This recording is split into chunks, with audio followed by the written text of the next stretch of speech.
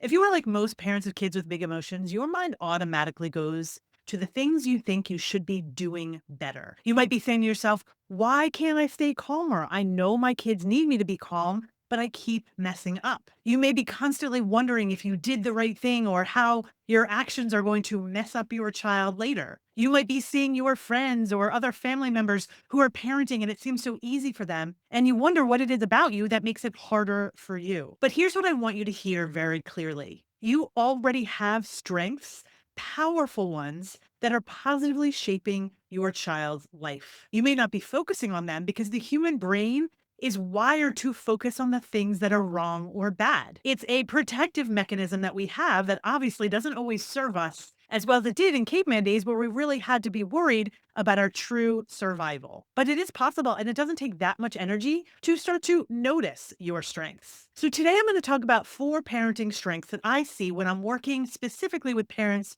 who are trying to set limits but feel like they're really bad at it or they're struggling. These are parents who are trying to help their kids get tasks done like brushing teeth, staying in bed, getting out of the house in the morning. And as you hear about these strengths, you may recognize yourself in one or more of them. Now, if you hear these strengths and you're not sure where you land or how to use your strength, there is a free quiz that I'm going to put in the description that you can take that will help you identify where you land. So let's get into these strengths that may appear as your child is resisting doing tasks that they have to do. The first strength is the creative supporter. And this may be you if when you see your child resist, you want them to do what they're supposed to do rather than just trying to force them to do something. So often creative supporters will bring fun and engagement into a task. You might make brushing teeth into a song battle, or you might turn getting dressed into a battle with a laundry monster. Now, this is a huge strength because you're working with your child instead of against them, which actually increases your influence in the long run. All right, the next strength is the consistent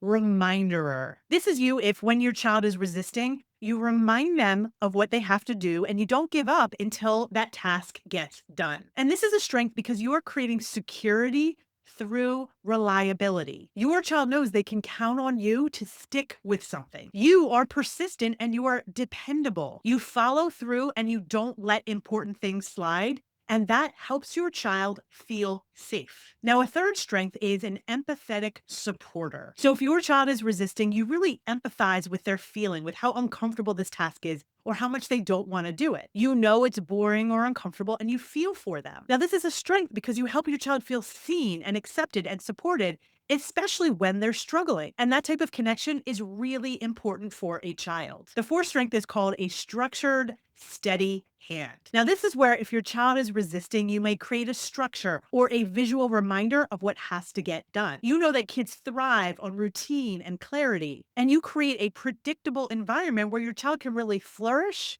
because they know what to expect. And this is really a strength because you provide stability in a world that can feel overwhelming for kids with big emotions. Now, if you're hearing about these strengths and you recognize yourself, but you're thinking, yeah, but this doesn't work every time to get my child to do the thing, that's because every strength has a downside when it's not supported with the right tools. For example, if you're that creative supporter helping to make situations fun and engaging, then you may feel the pressure to constantly come up with something fun, and you may not know what to do if the fun runs out and your child still isn't listening. If you are that constant reminderer who's telling your child what needs to get done, you may feel like a broken record and your child may eventually start to tune you out. If you are that empathetic supporter who really feels what your child is feeling and can empathize with them, you may get stuck in your child's emotions and struggle to maintain boundaries. And lastly, if you're that structured, steady hand who's making a predictable environment, you may feel frustrated if things don't go as planned, leading to power struggles. This does not mean that you don't have that strength. You do. It simply means you need the right strategy to balance it. And here's what I really want you to take away from this.